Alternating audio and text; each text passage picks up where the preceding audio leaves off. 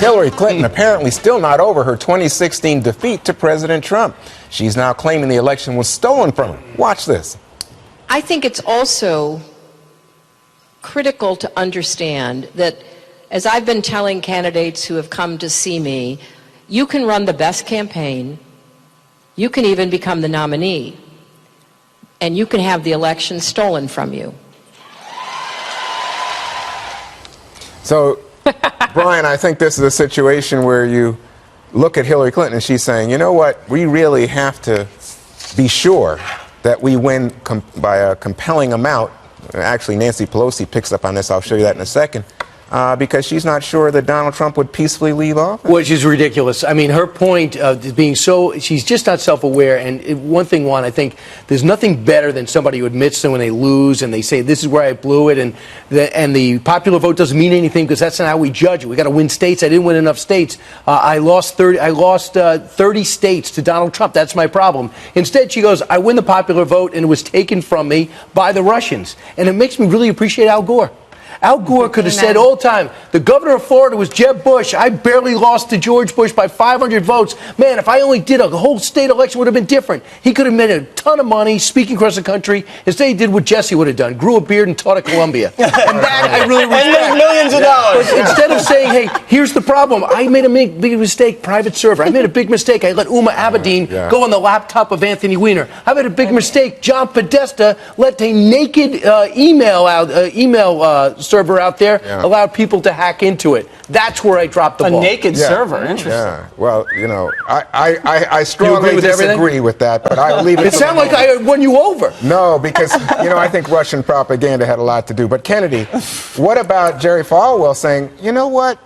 We owe President Trump an extra 2 years. Sounds like somebody's trying to lay the groundwork for it. And Jerry Falwell Jr. is just trolling. And no one owes anyone anything. And everyone knows that's not how our system works. And if you remember, it was Hillary Clinton during the debate, I believe it was in St. Louis, where she talked about her greatest fear is that President Trump, then candidate Trump, wouldn't concede the election when she won. And that our elections have consequences. I wish you would go back and revisit some of those words. Instead, every once in a while, she'll throw out I take full responsibility. But it must be opposite day for her every single day. Then she goes to the laundry list. I blame the Russians. I blame James Comey, Macedonian content farms, subservience. Kennedy, can I add one thing because you grabbed my arm in the last segment? I would say this. Do you remember Barack Obama had to convince her to concede? Wow, or else she'd still be on that stage. But it was Barack Obama who said, listen, put her on the phone. You lost. Yeah, and that's what we learned from the Peter Baker book. He's the New York Times chief White House correspondent. He's written a book about how disgusted President Obama was that she lost. He blames her and her soulless scripted campaign. That's a quote. So, Jesse, but you have Nancy Pelosi, on the other hand, saying, if we hadn't won overwhelmingly 40-plus seats in the 2018 midterms, well, if we'd won just by a slight amount, 4 seats or so, President Trump would have said, nope, not true, would have challenged the results of the election. So the Democrats are saying that Donald Trump will not accept the results of the 2020 election when they haven't accepted the results of the 2016 election? I think that's what's going on. I think he's in the White House. I think President Obama. Hillary has not accepted the results Juan was assigned this segment. He didn't get a chance to choose it. Your heart is not in this segment at all. It is not. There's some briefing materials on this too. I'll tell you what's going on with Pelosi. This is what she's doing. I want to hear from you. What's probably going to happen, again, you're going to see Donald Trump win the Electoral College and maybe lose the popular vote. So she's setting this up now for Democrats to challenge the election results if Trump wins that way again. And she's saying that the Democrats have to beat him on kitchen table issues and not do impeachment. I understand. And just back to Hillary for a second, Juan. She lost the election and now she's lost her dignity. She does this every single time she takes a loss. Remember, President fooled around with Monica. She blamed the vast right-wing conspiracy. She lost to Obama in the primary. She blamed sexism. Now she lost last time to Trump and she's blaming the Russians. Obama was right. She ran a soulless campaign. She did not run the right way, as she said there in that soundbite. And I don't know about you, but I think she's just trying to boost ticket sales because they had to deeply discount these things. $12. There were seats. I was wrong. For $6. You need your refund. Oh my goodness! You know what? I still have a problem, Emily, because I think President Trump was on the phone with Vladimir Putin just last week, And people said, well, did you tell him, hey, this interfering not only in our elections with Venezuela is not good? No. He said that didn't come up. Well, why, when he spoke on his own in Helsinki, he got vilified from the left for it. So which is it? Does When he said, again, not? that's when Putin was right next to him, and he said, I believe Putin, not the American intelligence. That, to me, has nothing to do with Hillary Clinton's excuse tour she's now 2 years into. It doesn't surprise me at all that right now I feel like she's not even saying, look, we need to win on the issues. I think she is straight up just in her tour, which makes sense to me that as an establishment candidate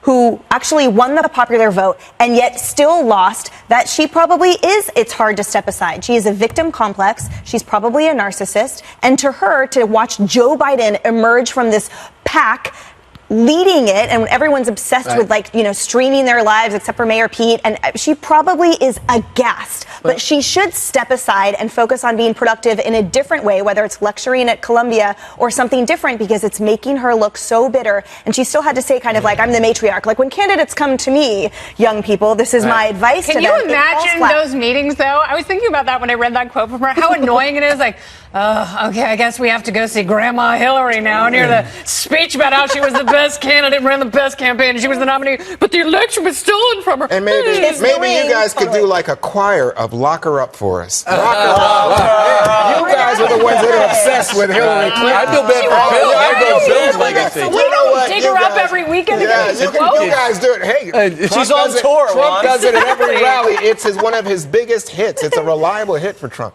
Education Secretary under President Ronald Reagan and host of The Wise Guys on Fox Nation. You're a busy man. Yeah. And the drugs czar. Big and not rich. But working on it. And I'm going to be a wise guy tomorrow. Yes, you are. So I can't wait for that. Extend your workday. I'm going to try. Let's talk about Nancy Pelosi. She's got a message for her caucus. No impeachment. And, hey, guys, if you want to be successful and you want to win, center left. Yeah. I'd like to have this recorded for posterity. Nancy Pelosi is right. She's right on. She is right. Exactly right. But can she hold back the tidal wave? All the energy in the party is on the left. And, of course, that's what the media is playing up, too. So she wants to do not an impeachment, but a kind of faux impeachment, a kind of imitation of impeachment. This is what an impeachment would start like, but we're not really going to do it. So she's trying to hold it together because she knows she can't get there this way. Well, she told the New York Times, we've got a quotation.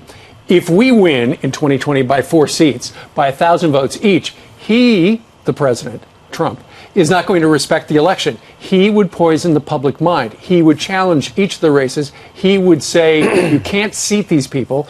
We had to win. Imagine if we hadn't won. Oh, don't even imagine. So as we go forward, we have to have the same approach. So, in other words, Speaker Pelosi is saying Donald Trump, the president, may not accept the results of the next election. He's really gotten into her head, hadn't he? I mean, I'm worried about if we win, but not by enough, what he'll say. You remember back in the election, they asked Donald Trump, what happens if you don't win? Will you concede? He said, well, I'll think about it. Well, the problem was Hillary had trouble conceding, still having trouble conceding. Before the election, she said she'd have no problem. That's right. Now we're 2 years later with Hillary, 2.5 years later. Glad you brought her up because she was speaking in California over the weekend. Yeah. And she's still not accepting the election results. Listen to this. I think it's also critical to understand that, as I've been telling candidates who have come to see me, you can run the best campaign, you can even become the nominee, and you can have the election stolen from you. Was the election stolen from her? You got to know when to hold them. You got to know when to fold them. You remember after World War II, they found that Japanese soldier about 10 years afterwards in a cave. Yes. When they found him, he started shooting, and they said, it's over. Right. You lost, The Americans won, the Allies won. She really has to give this up. And it's like watching a pitcher come back who's way past his prime. He should have retired, should have settled it. But she keeps coming. I guess the ticket sales are not what they should be. They're terrible. But by the way, credit to Al Gore. Al Gore had a heartbreaking loss, too. He disappeared. That's right. He's like, I lost. That's right. And they didn't say, well, the governor of Florida was Jeb Bush and George Bush. He says, I lost. Meanwhile, there's other thing that really matters to you, and that's getting rid of opioids, especially fentanyl out there today. Are you for this crackdown on these pharmaceutical companies? Well, where they violated the law, for sure. Now, this latest one we've heard about, these guys were indicted for bribery. And that's a separate kind of crime. But were they pushing pills? They may well have been. And where they're doing that, they should be investigated and convicted if they committed a crime. What I am concerned about is the emphasis so much on these pharma companies, OxyContin, oxycodone. Yes, they can be dangerous. Yes, people have gotten addicted. But the nature of the problem has changed in the last 2 or 3 years. It's now fentanyl. It's now heroin. When I was up in New Hampshire, they told me, $10 for a pill to get an OxyContin, $2 to get heroin, Right. $3 to get fentanyl. And that's the nature of the problem. You talk to law enforcement people, they will tell you they haven't seen a lot of that other stuff, the OxyContin stuff on the street, but they're loaded with these cases of fentanyl. Most of the deaths that come from those drugs. And where you see deaths from OxyContin, oxycodone, prescription drugs, it's because of illegal diversion. Most people, the vast majority of people who are prescribed these, do not abuse them. And did you notice the CDC had to come back and issue another kind of guidance saying a lot of people who need pain pills are not getting them. So I wouldn't whitewash these companies. Where they're guilty, but get the problem right. And if you talk to law enforcement, they'll tell you the problem is fentanyl. And the problem when you were drug czar was crack. That's right. And That's right. just like okay, cocaine is $100 or $200, but crack is $5. Yeah, that's right. And it was ravaging an entire community. I was the first drug czar, confirmed by Joe Biden, Chairman Joe Biden, who, should I say this and hurt his chances, thought I was too soft on crime. But sorry, Joe. But no, that's right. That was the problem. That's how we got into this. And that's how the drug czar position was created. This one's worse. This one's much worse. 72,000 deaths. It's just so powerful. Horrible. Yeah, well, the Muslim American Society is investigating oversight after a shocking video surfaces of these children speaking in a Philadelphia Islamic center, and they're singing "Chop off heads and sacrifice their lives," all in the name of Allah. Watch this.